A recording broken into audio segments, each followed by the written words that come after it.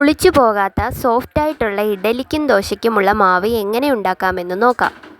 കുതിർത്ത് കഴുകിയെടുത്ത അരിയും ഉഴുന്നും മിക്സിയുടെ ജാറിലേക്ക് ഇട്ട് കൊടുക്കാം. ഒരു കഷ്ണം ഇഞ്ചി മുറിച്ചിട്ട് കൊടുക്കാം.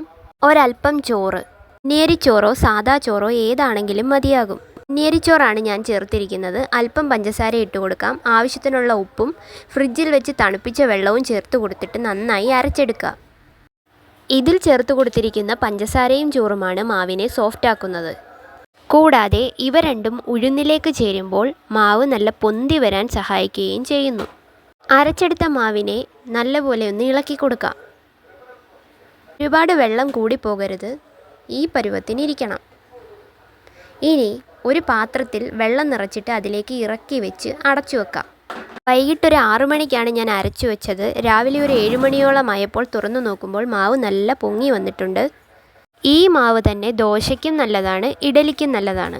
ഇഡലി ചുടുമ്പോൾ അതിലേക്ക് അല്പം ഇഞ്ചിയും പച്ചമുളകും കറിവേപ്പിലയും കൂടി ചേർക്കുകയാണെങ്കിൽ ഇഡലിക്ക് നല്ല ടേസ്റ്റ് കിട്ടും. പക്ഷേ ഞാൻ ഇതൊന്നും അതിൽ ചേർക്കുന്നില്ല. മാവിനൊപ്പം ഇഞ്ചി അരച്ചത് കൊണ്ട് തന്നെ മാവിനൊരു പ്രത്യേക ടേസ്റ്റ് കിട്ടുന്നതാണ്.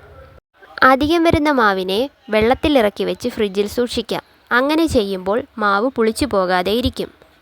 4-5 ദിവസമോളം ഫ്രിഡ്ജിൽ ഒരു കുഴപ്പവുമില്ലാതെ മാവ് ഇരുന്നോളും.